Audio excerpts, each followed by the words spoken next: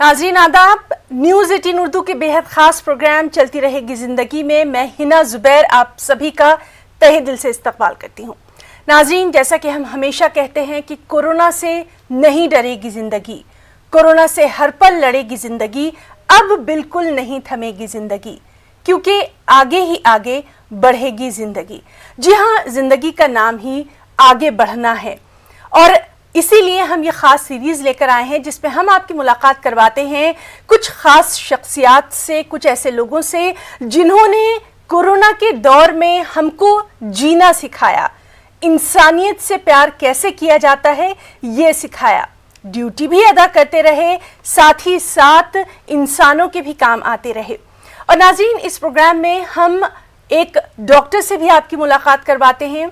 Doctor को आप call कर सकते हैं, हमारे नंबर जो हैं वो आपके टीवी स्क्रीन पर फ्लैश हो रहे हैं। चलिए आपका तारुफ करवा देते हैं। हमारे साथ मौजूद है बहुत ही खास शख्सियत, जाबाज पुलिस ऑफिसर, नागपुर के पुलिस कमिश्नर अमितेश कुमार जी। अमितेश जी, बहुत बहुत वेलकम करना चाहेंगे अपने खास प्रोग्राम चलती रहेगी जिंदगी में। बहुत बहुत धन्यवाद हिना जी और सभी दर्शकों का धन्यवाद। और हमारे साथ मौजूद हैं हमारे जाने पहचाने डॉक्टर यश गुलाटी जी, जो कि ऑर्थोपेडिक हैं, सर्जन हैं। डॉक्टर यश, बहुत बहुत वेलकम करना चाहेंगे आपका अपने खास प्रोग्राम चलती रहेगी जिंदगी में। शुक्रिया। तो नाज़रीन, चलिए हम शुरुआत करना चाहेंगे नागपुर के पुलिस कमिश्नर अमितेश कुमार जी से, जिन्होंने अमरावती में भी अपनी शानदार खिदमत अंजाम दी हैं और रियल हीरो जो अक्सर हम लोग देखते हैं फिल्मों पे, उससे बिल्कुल मुख्तलिफ हमारे ये रियल हीरो हैं, खाकी हीरो हैं जो कि असली ज़िंदगी में ख़तरों का सामना करते हैं।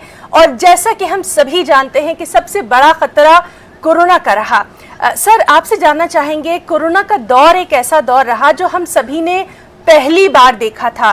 बाकी मुश्किलें तो हमें पता थी, ट्रेनिंग भी आप लोगों को दी जाती है कि किस तरह से निपटना है, लेकिन कोरोना का जो दौर था उस दौर में हमने देखा कि हमारे पुलिस जवानों का एक बेहतरीन चेहरा, इंसान दोस्त चेहरा जो कि हम कभी नहीं भूल सकते, वो सबके सामने आया।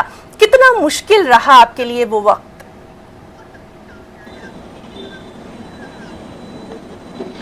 जी, सही बताया आपने। ये जो कोरोना का दौर था, विशेष करके जो फर्स्ट फेज था, जब हमारे लोग, जिस समय वैक्सीन नहीं आई थी, उस समय बहुत ही अनप्रेसिडेंटेड सिचुएशन शहर में था।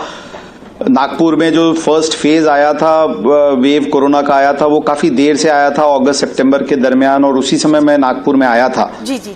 और मैं बताऊं कि पुलिस कर्मचारियों और उनके फैमिली मेंबर्स बहुत ही बड़े पैमाने पे इन्फेक्ट हो रहे थे। इनफैक्ट एक महीने में कुछ 17 से 18 लोगों ने अपनी जान भी गंवाई, हमारे पुलिस अधिकारी कर्मचारी, और उसके साथ साथ शहर में भी स्थिति बहुत गंभीर थी। जी। इस पूरी परिस्थिति को में हमें जो दायित्व था, हमारी जो फर्ज थी कि शहर में लॉकडाउन रेस्ट्रिक्शंस इम्प्लीमेंट करना है, हॉस्पिटल्स को सुरक्षा देना है, ऑक्सीजन प्लांट्स को सुरक्षा देना है, मेडिकल इंफ्रास्ट्रक्चर को प्रोटेक्ट करना है, साथ में जनता की जो अलग अलग इश्यूज है उसमें एक महानगर पालिका प्रशासन और जनता के बीच में एक ब्रिज बन के खड़ा रहना है। उसमें हमारे अधिकारी और कर्मचारी बहुत ही निडर भावना से सामना किए इसका, और लोगों खुद इन्फेक्टेड हों या खुद फैमिली मेंबर्स उनके इन्फेक्टेड थे, फिर भी वो लोगों ने बहुत ही अच्छी और बहुत ही मेहनत और मोटिवेटेड रहते हुए जो काम किया था वो बहुत ही सराहनीय है। सेकेंड वेव में जो नागपुर, मैं बताना चाहूंगा कि सेकेंड वेव में सबसे ज्यादा जो बुरी तरीके से इन्फेक्टेड था वो नागपुर शहर था, और बाकी जगहों के पहले नागपुर में ये वेव आया था। उस समय स्थिति और गंभीर थी, लेकिन उसमें एक फायदा ये था कि हमारे लोग जो फ्रंटलाइन वर्कर्स थे उसके मैक्सिमम लोग वैक्सीनेट हो चुके थे, तो हमें थोड़ी कॉन्फिडेंस थी, हमारे लोगों में थोड़ी कॉन्फिडेंस थी कि हम प्रोटेक्टेड हैं। और एज लीडर्स हमने इंश्योर किया था कि जो बेस्ट पॉसिबल मेडिकल ट्रीटमेंट हो सकता है और प्रिवेंशन के लिए जो कुछ भी आवश्यक है वो हमने अपने लोगों के लिए करने की कोशिश की थी, और मैं ये बताना चाहूंगा कि नागपुर शहर पुलिस दल के प्रत्येक अधिकारी कर्मचारी ने ये जो दोनों वेव में जो काम किया है वो डेफिनेटली बहुत ही सराहनीय है। और आज विशेष तौर पे मैं बताना चाहूंगा कि शहर में जहां पे 23-24 अप्रैल के दरमियान में दिन में 7-7, 8-8 हजार केसेस कोरोना के आते थे, आज दिन में ये फिगर सिंगल डिजिट पे पहुंच गया है, जो कि बहुत ही वो भी एक हमारे लिए मॉरल बूस्टर है कि हम सब लोगों ने मिल के, प्रशासन के सभी जो अंग थे वो सभी ने और हॉस्पिटल्स और मेडिकल टीम्स ने मिल के आज नागपुर को एक सेफ स्थिति में लाके खड़ा किया है। जी सर, और इसीलिए हम अपने इस प्रोग्राम में खास तौर पर आप सभी लोगों को सलाम करते हैं, दिल से शुक्रिया अदा करते हैं और आपके तजुर्बे भी हम लगातार अपने नाज़रीन तक पहुंचाते रहेंगे। हमारे साथ मौजूद हैं ऑर्थोपेडिक सर्जन डॉक्टर यश गुलाटी जी भी। डॉक्टर यश, आपसे हम जानना चाहेंगे, जिस तरह से हम लोग का आजकल का लाइफ स्टाइल हो गया है, आई एम श्योर कि आप भी अक्सर देखते हैं कि हम एक खास जिंदगी जीने के आदी हो गए हैं, खाने पीने में लापरवाही है, एक्सरसाइज के लिए तो टाइम ही नहीं है, या फिर यह है कि बहुत दिक्कत लगती है कि भाई कौन करे कौन जाए। ऐसे में विटामिन डी की कमी अक्सर और बेशतर देखने में आ रही है। क्या कुछ आप इस वक्त हमारे तमाम नाजरीन को कहना चाहेंगे कि कोरोना के इस दौर में हमें विटामिन डी का खास ख्याल कैसे रखना है?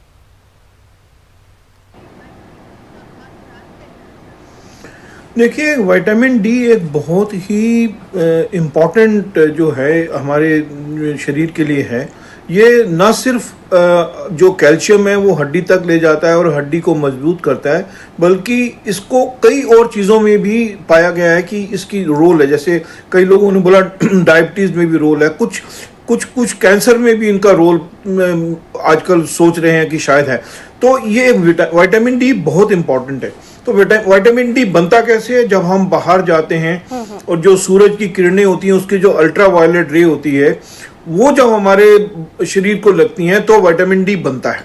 या कई कुछ खानों के अंदर, जब भोजन के अंदर होता है, लेकिन ज्यादातर जो वेजिटेरियन खाने हैं उसमें नहीं है। तो फोर्टिफाइड या तो ऑयल हो या फोर्टिफाइड फूड्स हो वो लें, या जो बच्चे आजकल बाहर नहीं जा रहे हैं या कोरोना के डर से लोग बाहर नहीं गए, सन का एक्सपोजर हुआ ही नहीं, तो विटामिन डी की कमी और ज्यादा होगी। पहले भी इंडियंस में एक स्टडी हुई थी एम्स के अंदर, 60 to 70% जो लोग हैं उनमें विटामिन डी हमारा कम है। तो विटामिन डी कम होने से हड्डियां कमजोर हो जाती हैं और मांसपेशियां भी कमजोर हो जाती हैं और कई बार तो हड्डी टूटने तक की नौबत आ जाती है। और अगर बहुत ज्यादा कम हो तो कई लोग चल फिर भी नहीं सकते। तो ये निहायत जरूरी है कि विटामिन डी की कमी हम ना होने दें। अगर हम जैसे नॉन वेजिटेरियन फूड नहीं खाते या फिश, जो बोन वाली फिश है वो नहीं खाते हैं, तो फोर्टिफाइड जो खाना है जिसमें विटामिन डी वो जरूर लें। और नहीं तो बड़ी ही सस्ती विटामिन डी की जो सप्लीमेंट आते हैं वो ले लें, महीने में 2-3 बार ले लें, वो काफ़ी है। और कैल्शियम भी लेते रहें। बहरहाल कुछ भी करें, विटामिन डी की कमी हम अपने शरीर के अंदर ना होने दें। जी बिल्कुल ठीक आपने कहा। डॉक्टर यश गुलाटी, आपसे भी हमारी बातचीत जारी रहेगी और नाज़रीन आप भी हमें कॉल कर सकते हैं। हमारे नंबर आपकी टीवी स्क्रीन पर जो है वो फ्लैश हो रहे हैं। हमारे साथ इस वक्त बहुत ही खास शख्सियत नागपुर के police commissioner Amitesh Kumar sir भी मौजूद हैं। अमितेश सर, आपसे हम जानना चाहेंगे, हमने ये भी देखा था और ख़ास तौर पर आपको चूँकि इतना अरसा हो चुका है इस फील्ड में, सीनियर सिटीजन्स को किस तरह से दिक्कतें पेश आती हैं, क्योंकि अक्सर आजकल का जो हमारा माहौल है उसमें हम देख रहे हैं कि हमारे जो बुजुर्ग हैं उन्हें कहीं ना कहीं सबसे ज़्यादा देखभाल की ज़रूरत है। और ख़ास तौर पर मैं कोरोना का दौर एक बार फिर से मुझे याद आ रहा है, जब अक्सर हमारे बुजुर्ग घरों में बंद थे, उन तक दवा नहीं पहुंच रही थी, ज़रूरी सामान नहीं पहुंच रहा था। उस वक्त आपका महकमा बिल्कुल फरिश्ता बन के सामने आया था।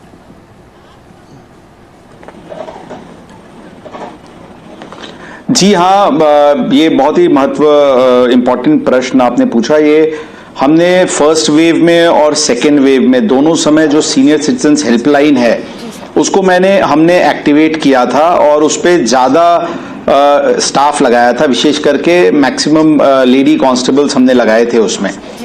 वो लोग जो भी कॉल्स आ रहे थे स्पेशली रिलेटेड टू कोरोना, जैसे किसी को मेडिसिन की ज़रूरत है, किसी को शंका हो रहा कि उसकी तबीयत खराब हो रही है, तो इमीडिएटली हमारे दामिनी पथक के लोग वहां पहुंच रहे थे और पहुंच करके जो हमारी पुलिस हॉस्पिटल है, उनके डॉक्टर्स, उनमें जो स्टाफ था वो उसके साथ कोऑर्डिनेट करके उनको बहुत बार हम अपने पुलिस हॉस्पिटल में भी लाके प्राथमिक जांच करवा रहे थे। सेकेंड वेव में जब से ये वैक्सीनेशन इनके लिए शुरू हुआ था, तो मैं बताना चाहूंगा कि हमने स्पेशल व्हीकल्स लगाए थे जो ये सीनियर सिटीजन्स को अपने घर से लेके हमारे पुलिस के हॉस्पिटल की जो वैक्सीनेशन सेंटर है वहां पे हम लाते थे और उनको हम वैक्सीन दिलवाते थे, वापस घर पे छुड़वाते थे और उसके बाद अगले 4 से 5 दिन तक हमारे लोग फॉलो अप करते थे कि कुछ फीवर आया या कोई उनको दिक्कतें महसूस हो रही हैं, उसकी पूरी फॉलो अप सीनियर सिटीजन्स की गई थी।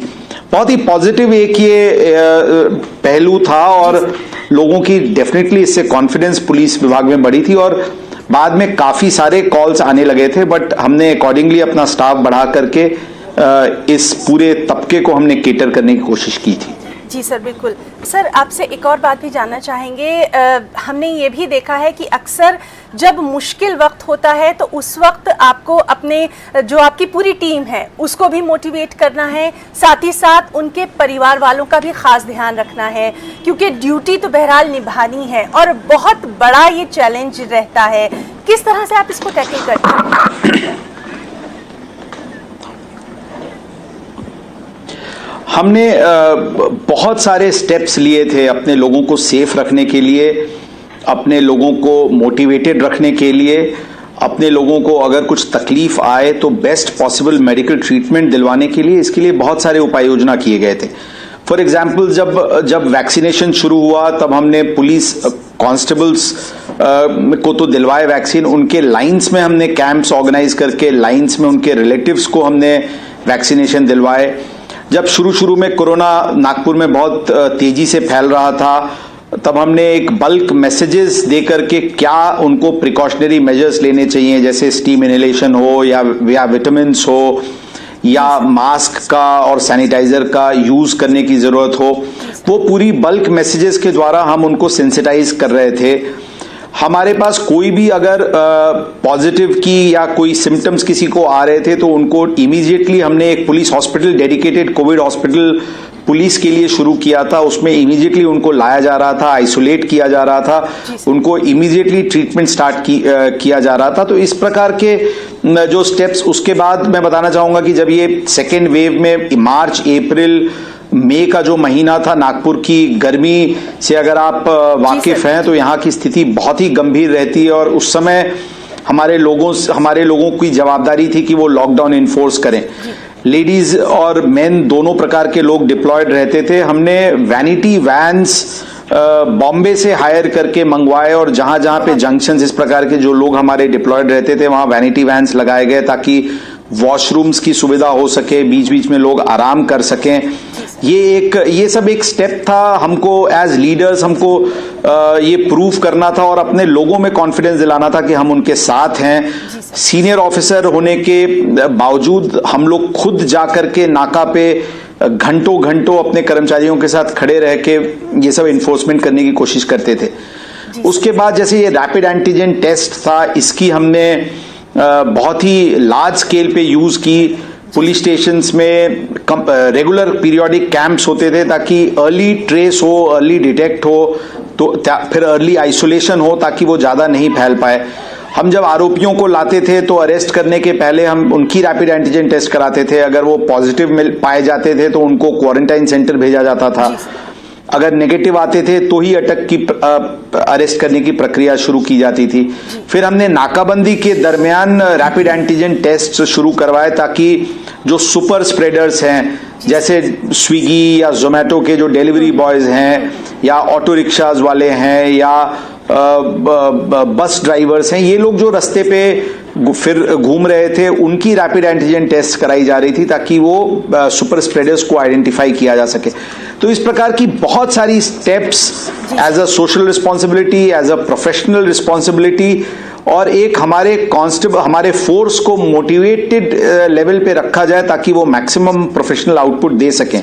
इसके लिए हमने बहुत सारे इस प्रकार के उपाय योजना किए थे। जी सर, बिल्कुल, और इसीलिए आपके तमाम एक्सपीरियंसेस जो है वो हम शेयर कर रहे हैं अपने नाज़रीन के साथ, ताकि वो समझ सकें कि कितना मुश्किल होता है। हम लोग तो अपने घरों में आराम से रहते हैं, लेकिन जब आप लोग हमारी सेवा के लिए सामने आते हैं तो कितनी मुश्किल हालात का आप सामना करते हैं, और यकीनन इन तमाम चीज़ों की हम बेहद सताइश भी करते हैं। हमारे साथ डॉक्टर यश गुलाटी सर भी हैं। डॉक्टर यश, आपसे हम जानना चाहेंगे, ख़ास तौर पर अगर हम लेडीज़ की बात करें, ख़वातीन की बात करें, उनमें विटामिन डी की कमी अक्सर देखने में आती है। कहीं ना कहीं खाना पीना तो इसकी वजह होती ही है, साथ ही साथ आप उनके लिए क्या कुछ यहाँ पर सजेशन देना चाहेंगे कि वो अपनी सेहत का ख़ास ख्याल रखें? देखो, विटामिन डी की जो कमी है वो लगभग जो खवातीन और जो मर्द लोग हैं उनमें बराबर ही है, क्योंकि कुछ खवातीन बाहर ज़्यादा नहीं जाती तो शायद उनमें थोड़ी कमी और ज़्यादा हो जाती, क्योंकि वही बात है, सनलाइट को एक्सपोजर अगर नहीं होता तो जितना विटामिन डी बॉडी ने बनाना है वो भी नहीं बनाती। तो मेरी गुजारिश यही है कि थोड़ा घर से बाहर निकलें, सनलाइट में चलें, सैर करें। कुछ ज़रूरी नहीं है कि धूप में जाओ, जो उसकी अल्ट्रा वायलेट रे होती है वो ज़्यादा इंपॉर्टेंट है, तो उसमें आप चाहे छाया में भी चलिए तो कुछ उसमें अच्छा रहेगा। बाकी एक और जो खवातीन में होता है कि जो मेनोपास के आसपास उनकी जो हड्डियां वैसे भी कमजोर होनी शुरू हो जाती हैं, जिसको ऑस्टियोपोरोसिस वगैरह शुरू होता है, तो उस वक्त उनको और ज्यादा ध्यान रखना चाहिए कि कहीं ऐसा तो नहीं हो रहा है। तो उस समय अपनी बोन डेंसिटी वगैरह उसकी जो जांच कर लें, और अगर कुछ ऐसा हो रहा है तो उसके लिए आजकल बड़ी आसान सी दवाइयां हैं जो अवेलेबल है, वो ले लें। और सबसे ज्यादा जो एहतियात बरत सकते हैं वो, चाहे वो खवातीन हो चाहे मर्द हो, वो जितनी ज्यादा एक्टिविटी रखेंगे उतनी ज्यादा हड्डियां जो है वो मजबूत रहेंगी, उतनी ज्यादा मांसपेशियां कमजोर रहेंगी।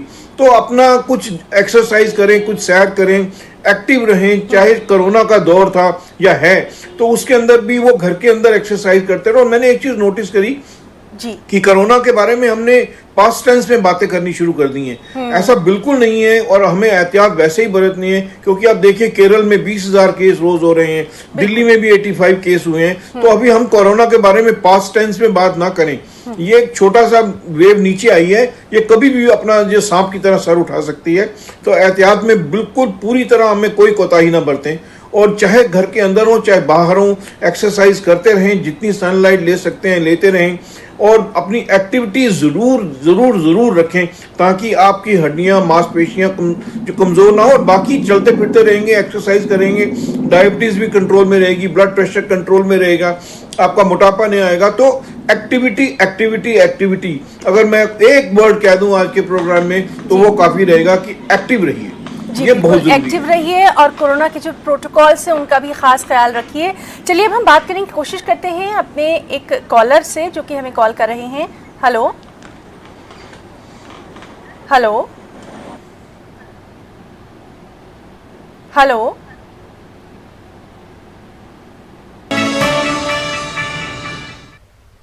तो प्रोग्राम चलती रहेगी जिंदगी में एक बार फिर से आप सभी का तहे दिल से इस्तकबाल करते हैं। हमारे साथ मौजूद हैं नागपुर के पुलिस कमिश्नर अमितेश कुमार जी, साथ ही साथ ऑर्थोपेडिक सर्जन डॉक्टर यश गुलाटी सर।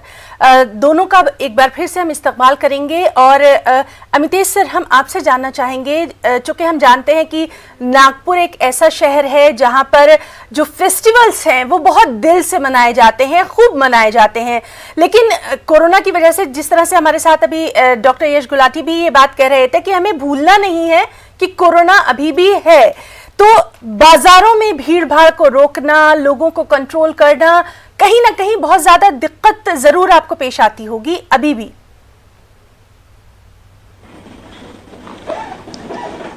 हाँ, ये फैक्ट है। एक्चुअली अभी कल से ही कल नई गाइडलाइंस इशू हुई थी। कल तक जो गाइडलाइंस महाराष्ट्र में थी उसके तहत 4 बजे तक ही दुकानें खुली थी।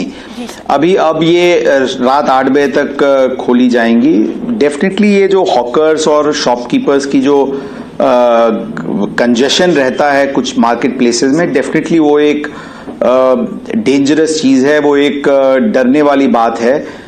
उसमें हम ये कोशिश करते हैं कि मास्क कंपलसरी, जो कोविड अप्रोप्रिएट बिहेवियर है, मास्क हो, सोशल डिस्टेंसिंग हो, सैनिटाइजर्स का यूज हो, उसको लोग ज्यादा से ज्यादा करें। बट एक ये फैक्ट है कि इस प्रकार की कंजेशन मार्केट प्लेसेस पे हो रही हैं। इसको हम सोशल अवेयरनेस कैंपेन के द्वारा, लाउड स्पीकर्स के द्वारा लोगों को कन्विंस करने की कोशिश कर रहे हैं। बट फिर भी ये एक वॉच तो जरूर रखनी है कि अगर केसेस बढ़ते हैं या केसेस इस प्रकार के देखे जाते हैं तो डेफिनेटली फिर से रेस्ट्रिक्शंस लगाए जा सकते हैं। ये लोगों को ध्यान में रखना होगा। इसलिए मेरी लोगों से हमेशा यही अपील रहती है कि कोविड अप्रोप्रिएट बिहेवियर फॉलो करें, सोशल डिस्टेंसिंग प्रॉपर तरीके से मेंटेन करें और जरूरत हो तभी इस प्रकार की जो गर्दी की, जो कंजेशन की जगह है, अगर बहुत जरूरी हो तो ही जाएं। ये हमारी लोगों से एक पर्सनल एडवाइस रहेगी। जी बिल्कुल। और डॉक्टर यश गुलाटी, आपसे भी हम जानना चाहेंगे, कोरोना के प्रोटोकॉल्स की लगातार हम बात कर रहे हैं, थर्ड वेव की भी बात लगातार हमारे तमाम डॉक्टर्स, तमाम एक्सपर्ट कह रहे हैं। क्या कुछ आप यहाँ पर हमारे इस चैनल के जरिए लोगों को मैसेज देना चाहेंगे, खासतौर पर वो लोग जो कि लापरवाही का मुजाहरा कर रहे हैं? अभी कोरोना का खतरा टला बिल्कुल नहीं है, हमारे चैनल के जरिए क्या कुछ मैसेज? देखो, सबसे जो जरूरी, निहायत जरूरी बात यह है कि जो वैक्सीनेशन जिसको लगाने का मौका मिले वो जल्दी से जल्दी वैक्सीनेशन लगवा ले। पहली बात तो ये, और डरे नहीं, वैक्सीनेशन बहुत जरूरी है। और दूसरी बात यह है कि जितने प्रोटोकॉल पहले बने थे वो सारे के सारे हमको उसी मुस्तैदी से फॉलो करने जैसे पहले कर रहे थे।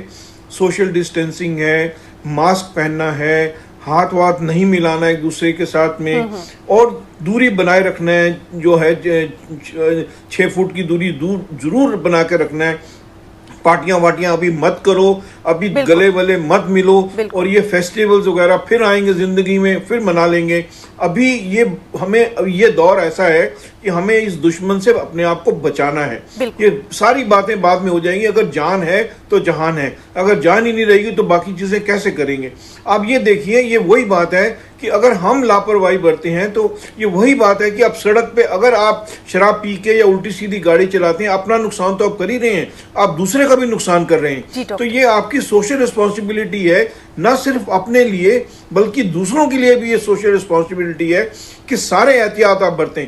और मेरी गुजारिश लोगों से ये भी है कि जब वो देखें कि कोई ये सोशल नॉर्म, ये जो नॉर्म्स नहीं फॉलो कर रहा है, तो बहुत पोलाइटली रिमाइंड करा दें कि भाई प्लीज आप ये करिए। अब मेरे पास बहुत पेशेंट आते हैं, वो कई बार मास्क नहीं पहनते, मैं चाहे मुझे 5 बार कहना पड़े, मैं याद दिलाता रहता हूं, देखो जी मास्क पहन लो, देखो जी मास्क पहन लो। लिफ्ट के अंदर भी अगर ज्यादा लोग इकट्ठे हो जाते हैं, हाथ जोड़ के कहते हैं साहब 6 से 8 से ज्यादा लोग नहीं आए। इस तरह बसों में, गाड़ियों में भी ये। जी बिल्कुल। तो कहीं ना कहीं हमको अब एक समाज के लिए अपनी जिम्मेदारी खुद निभानी पड़ेगी। हमारे साथ चूँकि एक पुलिस ऑफिसर भी मौजूद हैं, police commissioner Amitesh Kumar sir मौजूद हैं। सर, यहाँ पर हम आपसे ये ज़रूर चाहेंगे, आप हमारे इस चैनल के ज़रिए क्या कुछ मैसेज देना चाहेंगे, ख़ास तौर पर नागपुर वासियों को, और ओवरऑल अगर आप किसी को कुछ भी पैगाम देना चाहें, कुछ शुक्रिया कहना चाहें, तो हमारा ये प्लेटफॉर्म आपके लिए।